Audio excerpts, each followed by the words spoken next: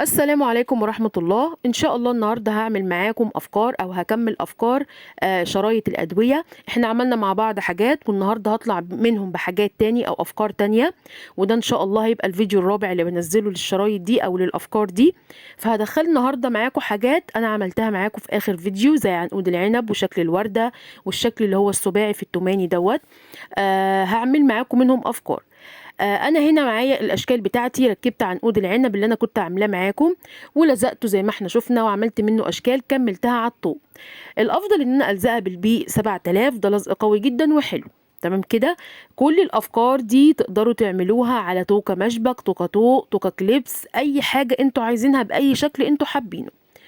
الفكرة اللي بعد كده انا هعمل معاكم فكرة بروش بس لطيف جدا وسهل خالص. انا جبت 3 اجزاء من الاجزاء اللي احنا عملناها من الشرايط باللون اللي انا حباه او بالخرز اللي انا حباه، وبدأت كده احطهم 3 جنب بعض وهبتدي ان انا الزقهم. تمام. بعد كده هجيب عندي دبوس الامان، او لو عندك الدبابيس اللي هي الخاصة بالبروشات مفيش مشكلة، بس اغلبيتنا عندنا الدبابيس دي. هاخد الدبوس بدأت ألزقه، وبعد كده بسيبه ينشف شوية وارجع احط عليه حاجات بسيطة من اللزق واحط عليه قطعة فوم عشان يداري لي شكل الدبوس. بس بعد كده هجيب عندي، جبت سلسلة وبدأت ان انا اركب فيها، او 3 اجزاء بركب فيهم سلاسل بمقاسات مختلفة، يعني 2 قد بعض وواحدة تكون اطول منهم، ولزقتهم في البروش من ورا، اداني الشكل اللطيف الجميل ده. وفي الفيديوهات السابقة انا عملت معاكم ازاي اركب المسمار في الحاجات دي. تمام. تعالوا نشوف مع بعض الفكرة اللي بعد كده. انا هطلع من الافكار بتاعتي دي بفكرتين، هعمل معاكم في افكار للحلق لطيفة جدا جدا.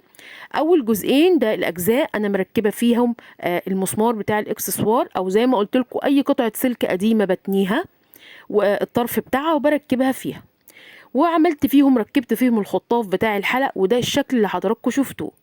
الشكل التاني انا هركبه فيه اللي هو بقى يبقى الحلق ابو مسمار.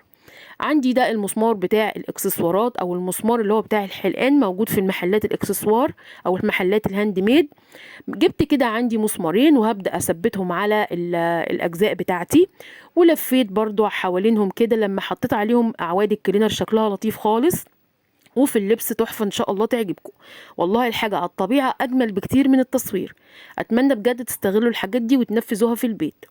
عملت النهاردة معاكم أفكار سهلة وبسيطة تقدروا تنفذوها بكل سهولة، وإن شاء الله غير مكلفة تماما، وبإذن الله برضو لسه هكمل معاكم أفكار تانية. أنا عجبتني أفكار جدا الحاجات دي، فإن شاء الله هعمل منها أفكار كتير. يا رب يكون الفيديو عجبكم. شكرا ليكم والسلام عليكم.